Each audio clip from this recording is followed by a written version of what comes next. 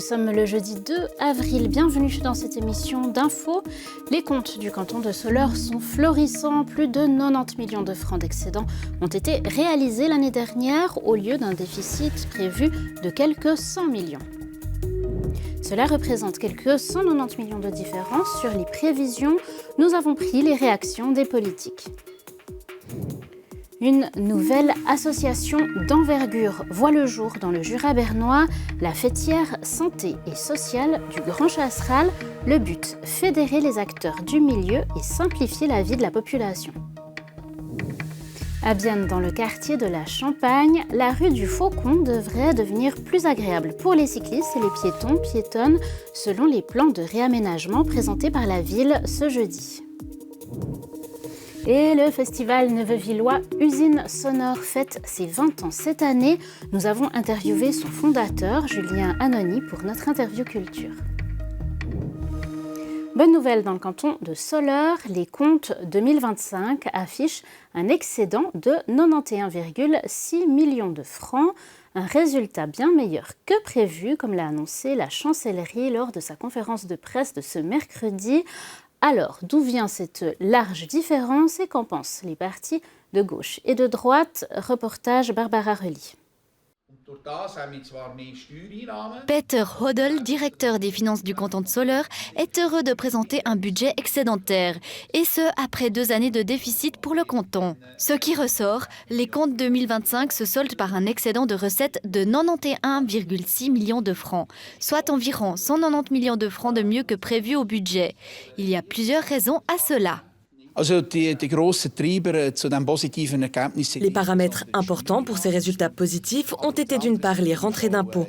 D'autre part, les surplus versés par la Banque nationale suisse n'avaient pas été budgétés. Nous ne l'avions pas dans nos devis. Juste ces 2 points, cela représente plus de 60 millions. Et puis, il y a eu l'administration. Notre personnel a été très précautionneux avec l'argent. Nous sommes également en dessous dans le budget global. Toutes ces choses ont mené à ce résultat positif. Le fait que le canton de Soleure ait obtenu un résultat bien meilleur que prévu soulève de grandes questions selon Angela Petiti du PS. En effet, le canton a ficelé un paquet de mesures visant à économiser environ 55 millions de francs par an. Ces mesures d'économie ne seraient pas justifiées. Les économies ont été faites sur le dos de la population et toujours avec des arguments. Nous avons une telle pression pour économiser. Et il y a des choses importantes telles que la formation dans lesquelles on a économisé, qui ont une influence sur la qualité. Je suis enseignante et donc en première ligne. Je sais ce que cela signifie. Et en tant qu'enseignante, on se sent bête de devoir autant économiser. En même temps, on avertit des conséquences qu'ont de telles coupes. Et en fin de compte, c'est un tel résultat.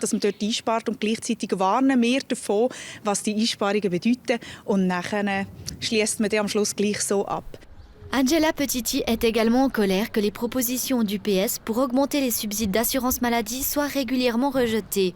Le motif, le canton doit faire des économies. Marcus Boss du PLR voit les choses différemment. Pour lui, il est clair que le canton doit continuer à faire des économies malgré l'excédent dans les comptes 2025. Das Resultat, das wir jetzt haben, das erfreulich ist für den Kanton, das ist das Resultat von einer Konsequenz. C'est un résultat réjouissant pour le canton. C'est le résultat d'une politique des finances conséquente et d'une gestion budgétaire faite avec discipline. On ne peut pas le prendre à la légère car cela, c'est un an, une année si positive.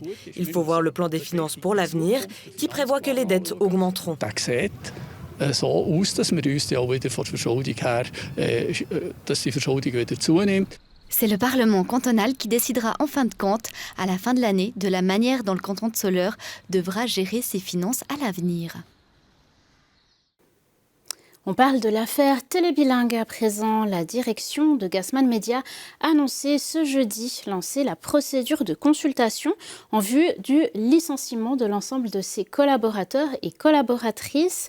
La question de personnes qui pourraient être réengagées pour un nouveau projet lancé dès juillet n'est pas encore connue. Pour rappel, Télébilingue a perdu la concession. Et on passe en trafic routier à présent. Une automobiliste a été grièvement blessée lors d'un accident de la circulation ce jeudi après-midi à Tavannes. La conductrice a été blessée suite à une collision avec un camion à proximité de la sortie de l'autoroute A16. Après les premiers soins prodigués par des personnes sur place, la victime a été héliportée vers l'hôpital. Son passager a été légèrement blessé et le conducteur du camion est indemne. Une enquête est en cours afin de déterminer les causes et les circonstances exactes de l'accident. Les fédérations de ski, de foot ou de gymnastique, on connaît, mais leur équivalent dans les domaines de la santé et du social, c'est moins courant. Mercredi soir, le Jura bernois a fait un pas en avant grâce à la création de l'association fêtière sociale et santé du Grand Chasseral. L'idée, fédérer les différents acteurs du domaine et soutenir la population, notamment par un site internet qui permettra de trouver le service que l'on recherche. Reportage Simon Keller. Au sein de cette fêtière, on trouve des représentants et représentantes du social et de la santé. Leur objectif est de regrouper et de renforcer ces secteurs dans le Grand Chasseral, ainsi que pour les francophones de Bienne. Les membres du comité de la fêtière sont fiers que l'association soit désormais officiellement constituée. Le chemin n'était pas évident du tout. On a travaillé ensemble 15 mois. Entre la santé et le social pour mettre cette association sur pied. Et maintenant, on va justement s'attaquer aux différents projets, aux réalités du terrain pour améliorer le quotidien de chacun. L'idée est de défricher la jungle des différentes structures de la santé et du social et de faciliter la vie de la population. Par exemple, qui fait quoi? Quelles sont les bonnes structures? Le but vraiment, c'est à travers les projets de terrain, qui seront menés justement d'associations, de membres à la Fondation Grand Chasseral au travers justement de la fêtière sociale et santé, de les réaliser et de pouvoir justement améliorer le quotidien de tout un chacun. Avec cette nouvelle fêtière, la collaboration devrait donc s'intensifier à l'avenir.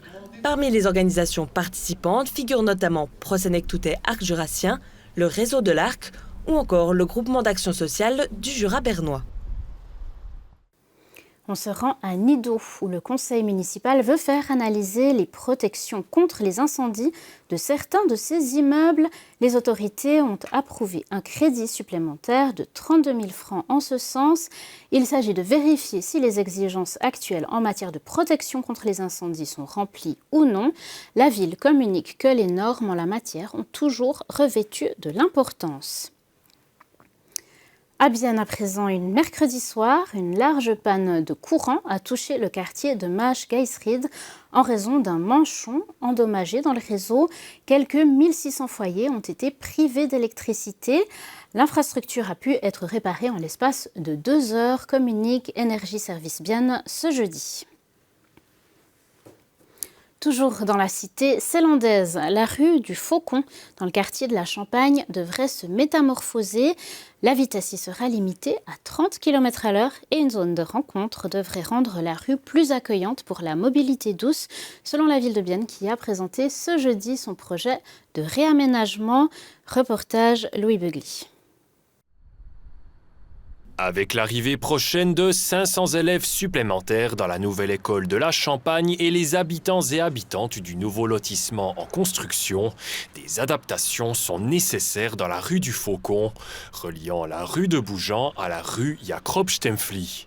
Le trafic ne va pas diminuer, ce n'est pas l'objectif non plus, mais il va être plus sûr. Ce n'est non plus une rue qui relie les grands espaces, c'est vraiment une rue collectrice pour le quartier. C'est clair, avec le nombre d'habitants, il aura toujours du trafic. Ça ne gêne pas, surtout avec une vitesse à 30. Le croisement de la rue du Four et de la rue du Faucon deviendra ainsi une zone de rencontre donnant la priorité aux piétons et piétonnes. Le reste du tronçon sera limité à du 30 km/h. 13 places de stationnement seront supprimées et des espaces verts seront aménagés. Les éléments de verdure qu'on a prévus, c'est des éléments de ville éponge. C'est les éléments, on récolte les eaux pluviales, c'est-à-dire les eaux pluviales, ils vont plus dans la canalisation, ils sont stockés sur place, ils sont à disposition des arbres qui vont après, avec l'évaporation de l'eau, diminuer la température locale de 1 à 2 degrés. Un investissement à hauteur de 2,6 millions de francs, dont 850 000 aux frais de la ville de Bienne. Si le crédit est accepté lors de la prochaine session du Conseil de ville, le département des infrastructures compte démarrer les travaux début 2027.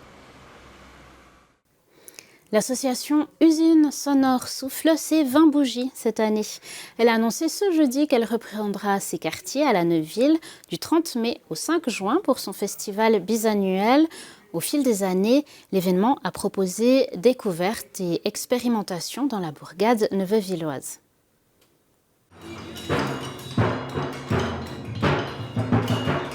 Comme ce spectacle sonore créé en collaboration avec des artisans, ou cette prestation qui parle des oiseaux de la région, présentée par des élèves de la Neuveville. Usine Sonore a réuni plusieurs milliers de spectateurs et spectatrices au fil des ans et ce n'est pas fini. Une cordiale bienvenue à cette conférence de presse. Au programme de la 10e édition, le pianiste, auteur-compositeur français André Manoukian, mais aussi une expérience immersive sur le loup ou encore un ciné-concert pour les enfants. Cette année, en nouveauté, Usine Sonore s'associe au Ciné 2520 de la Neuveville. Plusieurs films en lien avec les événements du festival seront projetés. L'idée, surprendre, faire réfléchir ou encore émouvoir le public selon son fondateur Julien Anony.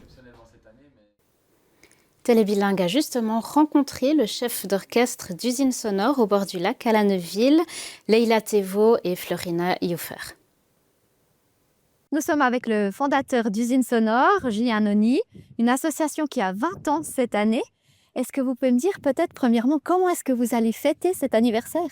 Bon, on va le fêter pendant l'édition du 20e anniversaire de notre festival avec une programmation toujours aussi diversifiée que les années précédentes.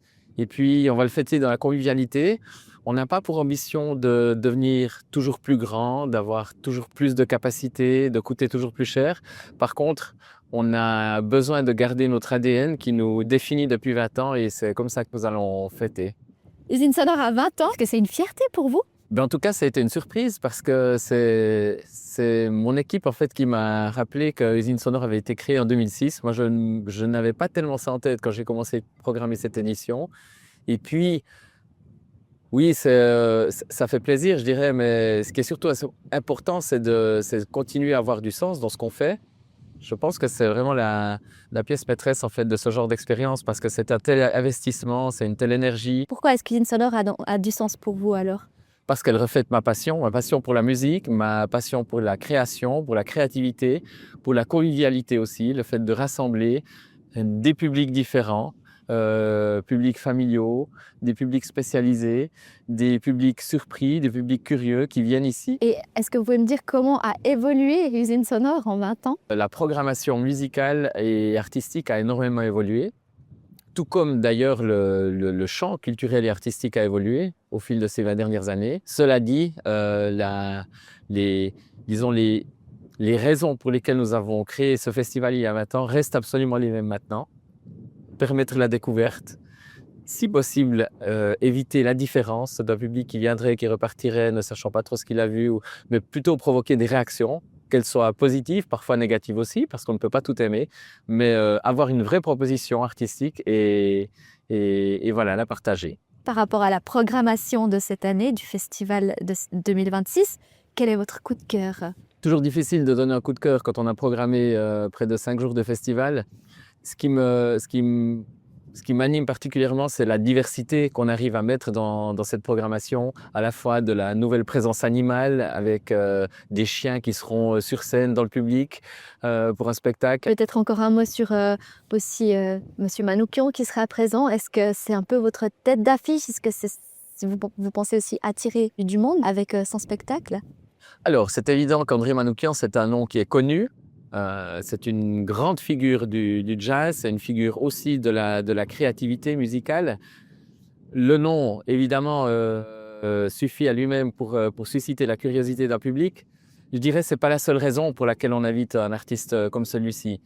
André Manoukian, c'est un maître dans l'art de partager la musique et dans l'art de faire en sorte que le public à qui il partage sa musique comprenne les secrets qu'il a envie de dévoiler de la musique. Comment est-ce que vous voyez, j'ai encore une dernière question, l'avenir d'Usine Sonore? Est-ce que vous voyez encore à la tête d'Usine Sonore dans 20 ans? C'est vrai que le chiffre 20 sonne un peu particulier. Je me souviens, à la première édition, notre responsable technique d'alors nous disait on se retrouve à la 10e édition, ça nous faisait éclater de rire. On se disait c'est pas possible, 10 ans, c'est pas possible, ça paraît tellement loin, là on se retrouve à 20 ans. Je peux pas vous dire ce qui va se passer à l'avenir. Ce que je peux vous dire, c'est que je garde le même enthousiasme, la même motivation, qu'on a beaucoup d'idées et qu'on espère pouvoir les réaliser à l'avenir. Et voilà, c'est ainsi que nous refermons ce journal. Après la météo, on poursuivra en culture sur Télébilingue avec nos émissions cinéma et agenda. Merci de nous avoir suivis.